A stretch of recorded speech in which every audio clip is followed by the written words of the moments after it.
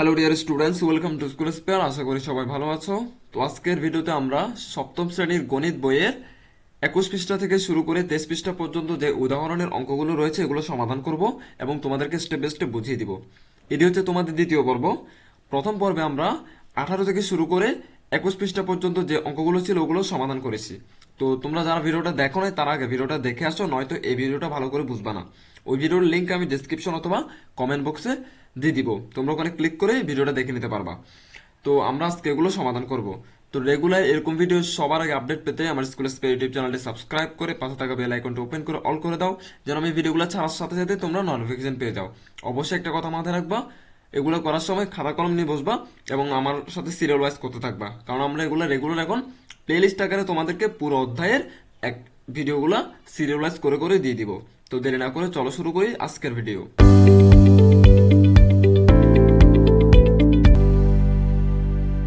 তো গত পর্বে আমরা উদাহরণ 3 পর্যন্ত করেছিলাম, উদাহরণ 4 এখানে দেখিয়ে দিব আমি বলছিলাম। তো উদাহরণ 4 বলা হয়েছে একটি ক্রমিক সমানুপাতের প্রথম ও তৃতীয় রাশি যথাক্রমে 4 ও 16। প্রথম রাশি এবং তৃতীয় রাশি দিয়ে দিয়েছি কিন্তু এখানে হলে মধ্য সমানুপাতি ও ক্রমিক সমানুপাত নির্ণয় করো। একটা হচ্ছে মধ্য সমানুপাতি আর হচ্ছে ক্রমিক সমানুপাত। তো এখন আমরা জানি প্রথম রাশি গুণ তৃতীয় রাশি সমান দ্বিতীয় রাশি স্কয়ার। এই সূত্রটা কোত্থেকে পাইছি আমরা? এই সূত্রটা পাইছি উপরে একটা সূত্র দেওয়া আছে, এখানে সূত্র একটা বের করছে ওই তো। মানে প্রথম রাশি গুণ তৃতীয় রাশি, মানে ক যদি প্রথম রাশি হয়, গ হচ্ছে তৃতীয় রাশি, মানে খ হচ্ছে তৃতীয় রাশি। তার মানে প্রথম রাশি গুণ তৃতীয় রাশি সমান দ্বিতীয় রাশি স্কয়ার। খ দ্বিতীয় তো পড়ো না, তো দ্বিতীয় রাশি স্কয়ার, এই জন্য দ্বিতীয় রাশি স্কয়ার দিয়েছে এখানে। তো এখানে প্রথম রাশি আমাদেরকে বলে দিয়েছে না 4, তো প্রথম রাশির জায়গায় আমরা 4 বসাইছি এবং এখানে তৃতীয় রাশি কত বলে দিচ্ছে আমাদেরকে 16। তো আমরা এখানে প্রথম রাশি সমান 4 এবং তৃতীয় রাশি সমান 16 এখানে লিখছি। দেখো তো, প্রথম রাশি সমান 4 এবং তৃতীয় রাশি সমান 16 এখানে লিখছি। সূত্র অনুযায়ী প্রথম রাশি গুণ তৃতীয় রাশি, তো সূত্র অনুযায়ী 4 গুণ 16, কারণ প্রথম রাশি 4 তৃতীয় রাশি 16 সমান মধ্য রাশি। মধ্য রাশি মানে দ্বিতীয় রাশি। তো এবার মধ্য রাশি স্কয়ার মান নির্ণয় করবো। আমাদেরকে এখানে বলে দিচ্ছে না যে মধ্য সমানুপাতে নির্ণয় করো ও ক্রমিক সমানুপাতে নির্ণয় করো। তো যার জন্য এই সূত্র থেকে আমরা মধ্য রাশি বের করব। তো কিভাবে বের করব? মধ্য রাশিকে এবার সমাধান করার জন্য আমি সমানের বাম পাশে নিয়ে চলে আসছি। দেখো, এটা বাম পাশে চলে আসছে না, এই সমানের বাম পাশে এটা চলে আসছে। আর সমানের ডান পাশে যারা ছিল 4 গুণ 16, এটাকে সমানের ডান পাশে নিয়ে চলে গেছি। তার 4 16 কত? 64। তো একসাথে 64 লিখে ফেলছো এবারে, মানে জাস্ট ট্রান্সফার করছি। তুমি আমার জায়গায় আসো, আমি তোমার জায়গায় যাই, দ্যাটস ইট। ক্লিয়ার? এগুলো আরো ধরে ধরে আমি সামনে হোয়াইট বোর্ডের করে করে তোমাদেরকে বুঝিয়ে দিব। সো তোমরা কনসার্ন থাকবে আমার ভিডিও কখন দিয়ে না দিয়ে এগুলো নিয়ে। তারপর মধ্য রাশি এখান থেকে বের করবো কিভাবে? মনে রাখবা, কোন একটি সংখ্যার উপর বা কিছু একটার উপর যদি স্কয়ার থাকে, এটা হচ্ছে স্কয়ার মানে পাওয়ার। এটার পাওয়ার, এইটা 2 হচ্ছে আর পাওয়ার, মধ্য রাশির পাওয়ার। এই পাওয়ারটাকে যদি আমি কনভার্ট করতে চাই বা দৌড়াই দিতে চাই, এখান থেকে আমি চাচ্ছি না এটা থাকুক, তাহলে সমান ওই পাশে পার করে দিব। সমান ওই পাশে পার করে দিলে এটা হয়ে যায় রুট ওভার। এই 64-র উপরে যে দাগটা আছে এটাকে বলে রুট ওভার। ঠিক আছে? এই স্কোয়ারটা এই 2টাকে আমি সমান এই পাশে পাঠাই দিছি, মানে 64-র পাশে পাঠিয়ে দিলে এটা কনভার্ট হয়ে মানে উল্টে গিয়ে কিছু একটা হয়ে গিয়ে রুট ওভার হয়ে যাবে। তোমাদেরকে বোঝানোর জন্য বলতেছি আমি। রুট ওভার মানে হচ্ছে যে কত দুইটা সংখ্যা একই সিমিলার সংখ্যা যদি গুণ করি 64 হবে, এরকম একটা সিমিলার সংখ্যা বের করতে হবে। তার মানে 8 8 64 হয় না? 8 গুণ 8, 8 গুণ কত? আর 8 8 কত? 64 না? এই উত্তর হচ্ছে 8। মানে রুট ওভার 64 মানে হচ্ছে কত? 8। তো আমি যদি বলি রুট ওভার 81, মানে এরকম রুট দিয়ে এবার ভিতরে যদি 81 লিখি, এই 8 এবং 81 লিখি, তখন কত হবে? উত্তর হবে 9। কেমনে? কারণ 9 9 81, দুইটা সিমিলার সংখ্যা গুণ করলে মিলতে হবে মানে রুটের ভিতরটা। 9 9 81, উত্তর হবে 9। আমি জাস্ট বোঝানোর জন্য এটা বললাম। ঠিক আছে? তো এবার তোমাদের উত্তর কত আসতেছে? 8 আসতেছে। তাহলে নির্ণেয় ক্রমিক সমানুপাত 4 অনুপাত 8 8 সমানুপাত 8 অনুপাত 16। আর দুইবার কেন লিখছে? কারণ এগুলো মধ্য সমানুপাত। ঠিক আছে? এই জন্য। এবং নির্ণেয় মধ্য সমানুপাত হচ্ছে 8। এই দুইটা হচ্ছে পুরাই একটা মধ্যক, আর এটা হচ্ছে প্রথমটা আর এটা হচ্ছে তৃতীয়টা। বুঝতে পারছি? এবার আমরা উদাহরণ কততে চলে যাব? 5-এ চলে যাব। অবশ্যই যদি কোনো জিজ্ঞাসাবাদ থাকে আমাকে কমেন্টে বলবা কিন্তু, কারণ এগুলো ধরে ধরে তোমাদের স্কুলে কখনোই করিয়ে দিবে না। ঠিক আছে? উদাহরণ যদি না বুঝো, অনুশীলনের অঙ্কগুলো কিছু বুঝবা না। আর হয়তো প্রথম প্রথম তো তোমাদের কাছে একটু এলোমেলো লাগতে পারে, কারণ ক্লাস 7-এ নতুন উঠছো। অঙ্কগুলো যখন করতে করতে করতে করতে ব্রেন অটোমেটিক এটা সেট হয়ে যাবে, এটা নিয়ে আর প্রবলেম হবে না। সো 5 নম্বর উদাহরণে বলছে 5টি খাতার দাম 200 টাকা হলে 7টি খাতার দাম কত? খুবই সিম্পল। 5টি খাতার দাম যদি 200 টাকা, 7টি খাতার দাম আরো বেশি হবে না? বেশি হবে। এটা তো মুখে মুখে হিসাব করা যাবে, কিন্তু ওরা বলছে মুখে না, সমানুপাতের মাধ্যমে বা অনুপাতের মাধ্যমে এটা সমাধান করো। কেমনে করবো দেখি। এখানে খাতার সংখ্যা বাড়লে দামও বাড়বে, এটা আমরা জানি। নর্মালি যদি খাতার সংখ্যা 5টার দাম 200 হয়, 7টার দাম আরো বেশি হবে। তাহলে অর্থাৎ খাতার সংখ্যার অনুপাত সমান দামে খাতার দামের অনুপাত, মানে খাতার সংখ্যা যত হবে খাতার দামের অনুপাতও তত হবে। কথা একটু ভালো করে বুঝো। তো খাতার সংখ্যার অনুপাত কি? খাতা প্রথমে 5টি নিয়েছিলাম, তারপর হচ্ছে আবার 7টি নিব, মানে 7টির দাম কত? তাহলে 5:7। আগে খাতার গুলা লিখছে, মানে খাতা কয়টি নিব, তাহলে 5:7। এবার এই অনুযায়ী দাম লিখবো, মানে 5-এর জন্য কত টাকা, 5টার জন্য 200 টাকা না, এই জন্য 5টার জন্য সমান সমান দিয়ে প্রথমে 200 টাকা লিখছি। এবার অনুপাতটা দিছি মাঝখানে, এটাকে বলো অনুপাত। এই অনুপাতটা দিলাম। তো 60টি খাতার দাম আমরা জানি, এখনো জানি না, বের করবো। এই জন্য 60টি খাতার দাম ডিরেক্ট লিখে দিচ্ছি, কারণ এটা বের করি নাই এখনো। এবার এখান থেকে আমরা সমাধান করে মান বের করবো। এতটুকু হচ্ছে তোমাদের অঙ্ক, আর বাকিটা হচ্ছে কি এগুলা সমাধান। এগুলো বুঝতে হবে। সমাধান সবগুলো সিমিলার হয়। এটা সমাধান কিভাবে করব? 5:7 মানে হচ্ছে 5/7, এটা আমরা জানি। মানে এরকম থাকলে এটা ভাগ হয়ে যায়, মানে 5/7 এক কথায়। নর্মালি আমরা যখন লিখতাম 5/7 এটাকে বলে। আবার এদিকে যদি বলি 200 টাকা ভাগ 60টি খাতার দাম, এই 200 টাকা এই মাঝখানে এই লাইনটা হচ্ছে ভাগ, মানে এটাকে বলে ডিভাইডেড বাই, মানে 200 ডিভাইডেড বাই 60টি খাতার দাম। ঠিক আছে। এবার এখান থেকে আর গুণ করব, এই 60টি খাতার দামের সাথে 5 গুণ করব এখানে, আর 7-এর সাথে 200 গুণ করব, মানে 200 টাকা। দেখো তো এই 7-এর সাথে 200 টাকা গুণ হয়েছে না? তাহলে 5টা আমরা এটা এখানে আর গুণ করলে তো 5টা এখানে থাকার কথা, মানে এই জায়গায় থাকার কথা গুণ অবস্থায়। 7টি খাতার দাম গুণ 5 থাকার কথা, তাহলে 5 এটা নিচে চলে গেল কেন? এখানে 5টা গুণ অবস্থায় ছিল 60টি খাতার দামের সাথে, এইখান থেকে এই সমান এই পাশে ট্রান্সফার হওয়ার কারণে এটা ভাগ হয়ে গেছে, ভাগ হয়ে যাওয়ার কারণে এটা নিচে চলে গেছে। করতে করতে এগুলো আরো চলে আসবে, আপাতত দেখতে থাকো। তারপর এখানে কাটাকাটি হয়েছে, 5-এর সাথে 200 কাটাকাটি কিভাবে, মানে 40 দিয়ে 5 × 40 কত? 200 হয় না? 4-5 কত? 20 না? তুমি গুণ করে দেখো, 5 × 40 200 আসে কিনা? অবশ্যই 200 আসবে। তা 5-40-এ 200 কাটাকাটি হয়েছে। তো 40 উপরে কেন লিখছি? যে সংখ্যাটা বড় ওইটার উপরে লিখতে হয়। তার 200 এবং 5 কাটছি, কাটে দেওয়ার পর এখানে 40 লিখে ফেলছি তার বদলে, এই দুইটার বদলে, কারণ 5-40-এ 200। আর বাকি থাকে কি 7 × 40, তার মানে 4-7 কত? 28, আর 0 280 টাকা। তার মানে সাথে সাথে 40 গুণ দিলে 280 টাকা আসতেছে। দ্যাট মিনস আমাদের 60টি খাতার দাম হচ্ছে 280 টাকা। সিম্পল। ঠিক আছে। না বুঝলে ভিডিওটা আবার দেখো। এবার উদাহরণ 6 চলে যাই। উদাহরণ 6 বলা হয়েছে 12 জন লোক একটি কাজ 9 দিনে করতে পারে। ঠিক আছে, 12 জন লোক একটি কাজ করতে 9 দিন লাগে। একই হারে ওই কাজ করলে 18 জনে কাজটি করতে কদিন লাগবে? তো 12 জন যদি 9 দিন লাগে, 18 জনে আরো কাজটি অল্প দিনে করে ফেলতে পারবে না? আমার যদি লোক বেশি হয়, আমি একটা কাজ করতেছি, ওটাতে যদি আমি লোক বাড়াই দিই, তাহলে কাজের দিনটা আরো কমে যাবে। যে কাজটা হয় 10 দিন হওয়ার কথা, লোক বাড়াই দিছি, ওই কাজটা 5 দিনে করে ফেলবে। ক্লিয়ার? সিম্পল হিসাব, এটা বুঝতে হবে আগে কথাগুলা। এবার আসে অঙ্কে। লক্ষ্য করি লোক সংখ্যা বাড়লে সময় কম লাগবে, আবার লোক সংখ্যা কমলে সময় বেশি লাগবে। কথা বুঝো, লোক সংখ্যা যদি বাড়ে তাহলে আমার সময় কি লাগবে? কম লাগবে। আবার লোক সংখ্যা যত কমে যাবে গা, তার সময় আরো বেশি লাগবে, কাজ এটা দেরি হবে আরো। তো লোক সংখ্যার সরল অনুপাত সময়ের ব্যস্ত অনুপাতের সমান হবে। এই যে ব্যস্ত অনুপাত মানে উল্টা, লোক সংখ্যার সরল অনুপাত সময়ের ব্যস্ত অনুপাতের সমান হবে।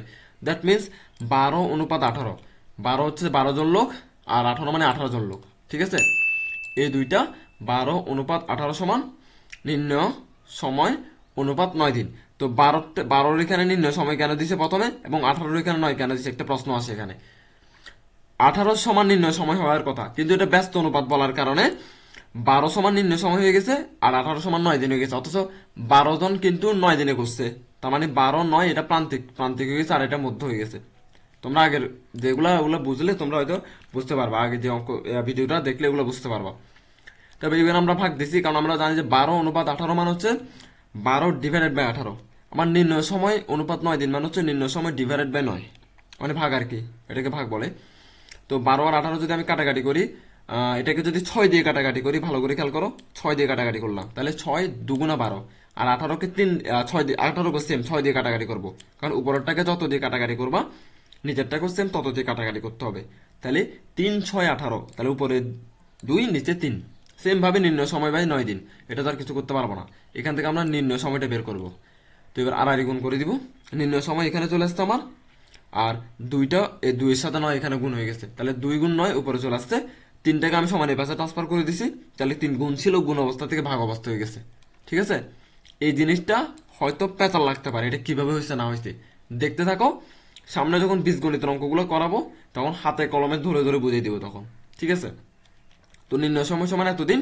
তো এখান থেকে 9 আর 3 কাটাকাটি করলে 3 তিরিকা 9, তার মানে 3 কাটছি 9 কাটছি 3 এ তিরিকা 9, তো আবার 3 দুগুণা 6। ঠিক আছে, তো আমাদের 6 নম্বর উদাহরণ শেষ। এবার আমরা একটু এটা উদাহরণ 7 নম্বরে চলে যাই। 7 নম্বর উদাহরণ কই, এই যে 7 নম্বর উদাহরণ। 7 নম্বর উদাহরণ বলছে 20 মিটার কাপড়কে 3 ভাই বোন অমিত, আচ্ছা সুমিত আর একটা চৈতি, চৈতি মানে মেয়ে, ওই দুইটা ভাই মধ্যে 5:3:2 অনুপাতে ভাগ করলে প্রত্যেকের কাপড়ের পরিমাণ কত? তো তোমার অমিতের জন্য হচ্ছে 5, আর সুমিতের জন্য হচ্ছে 3, এবং চৈতির জন্য হচ্ছে 2। ঠিক আছে, তো এখানে কাপড়ের টোটাল পরিমাণ কত? টোটাল পরিমাণ হচ্ছে 20 মিটার। তাহলে কাপড়ের পরিমাণ 20 মিটার আগে এটা লিখছি আমরা। লেখার পরে প্রদত্ত অনুপাত, যে অনুপাতগুলো দিচ্ছে 5:3:2, এটা লিখলাম। অনুপাতের সংখ্যাগুলো যোগফল আমরা আগে 3টা যোগ করব। যোগ করার পর কত আসতেছে? 10 আসতেছে। 5 যোগ 3 যোগ 2 10। তো এবার অমিতের অংশ খুবই সিম্পল, এগুলা হয়তো একটু পেঁচা লাগতেছে আর কি, তোমার কাছে করতে করতে চলে আসবে। অমিতের অংশ হচ্ছে 20 মিটার, কারণ এই যে অমিত সুমিত চৈতি এই তিনজনের কাপড় একসাথে কোথায় আছে? 20 মিটারের ভিতরেই আছে। তার মানে হচ্ছে অমিতের অংশে 20 মিটারের 5/10 অংশ। অমিতের হচ্ছে যে 5 অনুপাত, তার মানে 5 ভাগের কাদের মধ্যে, কতগুলোর মধ্যে? 5, এই 10 ভাগের মধ্যে। তার মানে 20 মিটারের 5/10 অংশ। কথা ভালো করে বুঝো, ঠিক আছে? তো এবার এখানে এটা লেখার পরে এটা এতটুকু হচ্ছে আমার অঙ্ক। এবার এটা হচ্ছে সমাধান। তো 20-এর সাথে এখানে 10 কাটাকাটি করলে আর কত থাকে? 10 থাকে, সরি এখানে গুণ হবে। মনে করো 10 আর 20 এখানে যদি কাটাকাটি করে এখানে আর কত থাকে? 2 থাকে না? 10 দুগুণা 20, তাহলে 5 দুগুণা কত? এই 5-এর সাথে আবার 2 এর কি হবে? গুণ হবে, 5 দুগুণা 10। ঠিক সেম ভাবে সুমিতের অংশ, সুমিত আমার এখানে সুমিতের ছিল 3 না? তো এখানে সুমিতের অংশ 20 মিটারের ভিতরে, মানে টোটাল কাপড় 20 মিটার, এই 20 মিটারের ভিতরে 3/10 অংশ, 10/3 অংশ। তার মানে হচ্ছে যে তোমার আবার 10 আর এখানে 20 কাটাকাটি যাবে, তাহলে 2 থাকে 2। কিভাবে? 10 দুগুণা 20, তাহলে 2 এর সাথে 3 গুণ হবে, 3 দুগুণা 6। সেম ভাবে এটা করছে। ক্লিয়ার? তো এগুলা সবগুলো আসলে সেম। তো চৈতির অংশ 4 মিটার, তার মানে একজন আসছে 10, একজন আসছে 6, একজন 4, মানে অমিতের হচ্ছে 10 মিটার, সুমিতের 6 মিটার, চৈতির 4 মিটার। তিনটা যোগ করে দেখো তো, 10 এ 6 16, 16 4 20, 20 মিটার টোটাল হয় কিনা? হয়। তার মানে অঙ্ক মিলছে। অমিত সুমিত ও চৈতির কাপড়ের পরিমাণ যথাক্রমে 10 মিটার, 6 মিটার এবং 4 মিটার। সিম্পল খুব। কাজগুলো তোমরা অবশ্যই বাসায় প্র্যাকটিস করে নিবে। একবার সেম অঙ্ক মাথা কাটাইতে হবে। সবগুলো যদি দেখে দেখে করে দাও তাহলে আর কিছু শিখতে পারবা না। 1, 2 এবং 3 তিনটা করে ফেলবা। ঠিক আছে, এবার আসি আমরা 8 নম্বর উদাহরণে। বলছে পনির ও তপনের আয়ের অনুপাত 4:3, মানে পনির আয় করে 4, মানে তপন অনুপাত করে তপন আয় করে 3। এদের অনুপাতটা লিখছে এখানে, সঠিক আয়টা লিখা নাই। আবার তপন আর রবিন, তপনের সাথে পনিরের সাথে যখন তপনের কম্পেয়ার করছে তখন তপনের ছিল 3। তপনকে আবার লিখছে তপন আর রবিনের সাথে যখন কম্পেয়ার করছে তপনের হয়ে গেছে 5, রবিনের হয়ে গেছে 4। তার মানে তপনের একবার 3 একবার 5 লিখছে। তপনের 2 বার আছে, এগুলো হবে মধ্যক, মানে মধ্যে পড়বে এগুলা। পনিরের আয় যদি 120 টাকা হয়, পনির মানে এই যে পনির, সবার প্রথমে যে বলছে পনির, তাহলে রবিনের আয় কত? এই রবিনেরটা বের করতে হবে আমাকে, এই রবিনেরটা বের করতে হবে। তাহলে পনির ও তপনের আয়ের অনুপাত 4:3। এই অঙ্কটা হুবহু কিসের সাথে মিলছে আমি বলে দিই। আমরা আগের ভিডিওতে 1 নাম্বার উদাহরণ যে অঙ্কটা করছিলাম ওইটার সাথে পুরোপুরি মিলে গেছে। সো ওই ভিডিওটা যারা দেখো না আগে ওইটা দেখে আসো 1 নাম্বারটা, তাহলে এটা বুঝতে সহজ হবে। তাহলে পনির ও তপনের আয়ের অনুপাত হচ্ছে 4:3। তাহলে 4:3 মানে কি? 4/3 আর কি। অনুপাত মানে কি? আমরা ভাগ দিই। তো 4/3 লিখলাম, সমান সমান 4, 4 জায়গায় 3, 3 জায়গায় গুণ 5 কেমনে লিখলাম? ওই যে আমাদের এটা হচ্ছে ধারাবাহিক অনুপাতের মতো। ধারাবাহিক অনুপাতে আমরা জানি যে প্রথম অনুপাতের সঙ্গে দ্বিতীয় অনুপাতের প্রথম সংখ্যা গুণ করতে হয়। তো দ্বিতীয় অনুপাত হচ্ছে এটা না? এটার প্রথম সংখ্যাকে 5 না? এই 5 এই জন্য গুণ দিছি। 4-এর সাথে 5 গুণ, 3-এর সাথে 5 গুণ, তাহলে 4-5 20, 3-5 15, তাহলে 20 আর 15। তারপর উত্তর আসছে 20:15। এই ভাগটা তুলে নিয়ে অনুপাত বসাই দিছি। এটা হচ্ছে একটা অনুপাত, খেয়াল রাখো। সেম ভাবে তপন ও রবির আয়ের অনুপাত, মানে দ্বিতীয়টা এবার। তাহলে 5:4 ছিল না? এটা 5:4 না? তার মানে 5/4 আর কি, এক কথা ডাইরেক্ট লিখে দিছে। এটার মতো ভাঙ্গি নেই। এটার সাথে 3 কেমনে গুণ দিলাম? কারণ আমরা জানি যে দ্বিতীয় অনুপাত যখন আমরা লিখবো সেটার সাথে প্রথম অনুপাতের দ্বিতীয় সংখ্যাটা গুণ করব। খেয়াল করো, প্রথম অনুপাতের দ্বিতীয় সংখ্যাটা গুণ করব। আগের বার কি করছি? দ্বিতীয় অনুপাতের প্রথম সংখ্যা গুণ করছি না? এবার হচ্ছে প্রথম অনুপাতের দ্বিতীয় সংখ্যা গুণ, তার মানে 3 গুণ করছি দুটো পাশে। তার মানে 3-5 15, 3-4 12, তার মানে 15:12। এই দুইটার মধ্যে এটা একটা অনুপাত, এটা একটা অনুপাত। আমি একটু মুছে দিই তাহলে ক্লিয়ার লাগবে। তার মানে অনুপাত কয়টা আসতেছে? একটা হচ্ছে এটা আর একটা হচ্ছে এটা। এই দুইটার মধ্যে সিমিলার কি? সিমিলার হচ্ছে 15। এই 15 হচ্ছে তপনের, কারণ তপনের দুইবার নাম মেনশন করছে, এ তপন দুই দুই জায়গায় আছে। তার মানে 20:15:12 হবে এটা। দেখো তো ও লিখছে পনিরা রায় অনুপাত তপনের রায় অনুপাত রবিনের। পনির মানে হচ্ছে 20, তপন মানে 15, রবিন মানে 12। কারণ তপনের তো সেমই, তপন জাস্ট রবিনের সাথে একবার কম্পেয়ার করছে, একবার পনিরের সাথে কম্পেয়ার করছে, কিন্তু দুইজন আয় তো সেমই হবে, তো যার কারণে আয় কিন্তু 15 দুই জায়গায় বের হয়েছে। এই 15টাই হচ্ছে তপনের রায় আর রবিনের রায় হচ্ছে 12টা। তার মানে আমি বুঝলাম যে পনিরের রায় অনুপাত রবিনের রায় মানে 20:12, তপনেরটা বাদ, তপনেরটা তো সেম। আমার কারটা বের করতে হবে, আমার রবিনেরটা বের করতে হবে। এবার এখানে সমাধান করছে, জাস্ট কি করছে, পনিরের আয় অনুপাত রবিনের আয় সমান 20:12, তো বা পনিরের আয় ডিভাইডেড বাই রবিনের আয়। এই যে অনুপাতটাকে আমরা ভাগ করে ফেলছি, এবার ভাগে কনভার্ট করছি। পনিরের আয় ডিভাইডেড বাই রবিনের আয় সমান 20/12, মানে 20/12। ক্লিয়ার?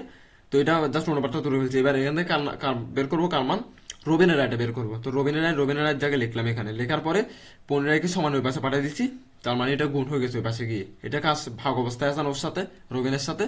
তো ভাগ অবস্থায় যে কেউ মাথায় রাখবা যে সমানের বাম পাশে যদি ভাগ অবস্থায় থাকে, তো সমান ওই পাশে গেলে, ডান পাশে গেলে গুণ অবস্থায় হয়ে যায়, গুণ হয়ে যায়, মানে ওই পাশে গিয়ে গুণ হয়ে যাবে। তো 15 আয় গুণ 12, 12 কেন উল্টে গেছে, কারণ এটা এটা এটা নিচে 15 আয়ের নিচে মনে মনে কিন্তু এখানে এক ছিল বা রবিনের আয় ছিল।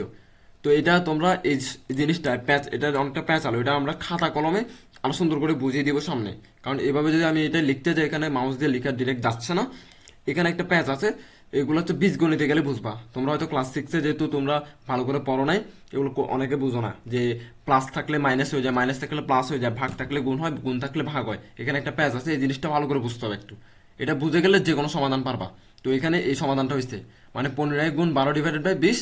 আবার এখানে কাটাকাটি হয়েছে, তো 15 আমরা কত জানি, 15 উপরে বলে দিছে না 120 টাকা, তো 120-এর জায়গায় 120 বসা দিচ্ছে 15-এর জায়গায়। আর গুণ 12 আর ডিভাইডেড বাই হচ্ছে 20 টাকা বা 72 টাকা। তো এখানে কি করছে, 120-এর সাথে 20 কাটাকাটি করছে, তার মানে 6-20-এ 120, 120 কাটছে, 20 কাটছে, তার পরিবর্তে লিখছে 6, 6-12 কত 72 টাকা। ঠিক আছে, রবিনের আয় হচ্ছে 72 টাকা, সিম্পল। আর আছে কিনা দেখি। এর পরবর্তী হচ্ছে অনুশীলনী 2.1। তার মানে আমাদের দুইটা পর্ব শেষ। 3 নম্বর পর্ব থেকে আমরা এই অনুশীলনীর 1-এর এই 1 নম্বর অঙ্কগুলো সমাধান করব। আর এগুলো যদি বুঝতে কোনো সমস্যা তাহলে কমেন্টে অবশ্যই বলবা, আমি এটা সংশোধন করার চেষ্টা করব। তো ভালো থাকবা, সুস্থ থাকবা, ধন্যবাদ।